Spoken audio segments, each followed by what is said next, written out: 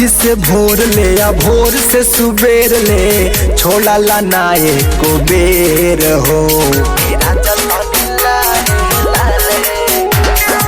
नीचे या ऊपर ऊपर कबो नीचे चढ़ेला तू बेर बेर हो। बढ़त दर्द तनी सुनाए मरद हमर बनना तना कठोर राजा तनी लाहे लाहे कहरी बथा तबे गतरे गतर ए राजा तनी लाहे लाहे कहरी बानी अभी नया नवहर ए राजा तनी लाहे लाहे। Ankita digital recording studio Campierganj Gorakhpur.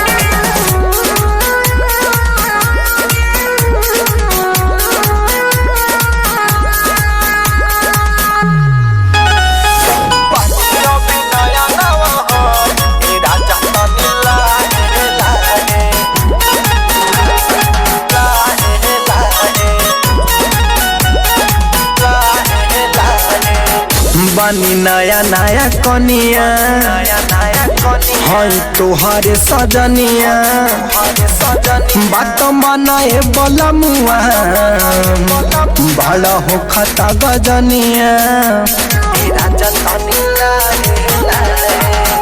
बानी नया नया कनिया हई तोहरे सजनिया बात मनाए बोला मुआ बड़ा हो खता गजनिया।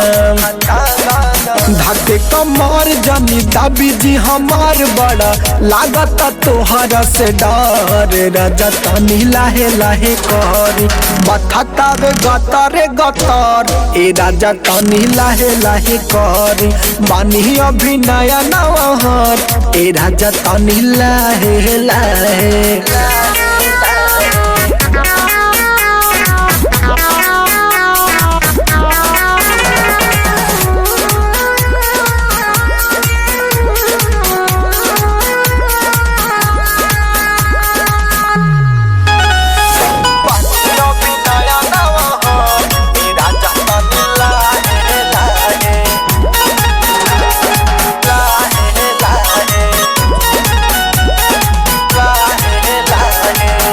हमरा लागत आवे सरदी तू त बड़ा होनी दर्दी जाके देवरू नागेंदर से लियावा दूधार दी।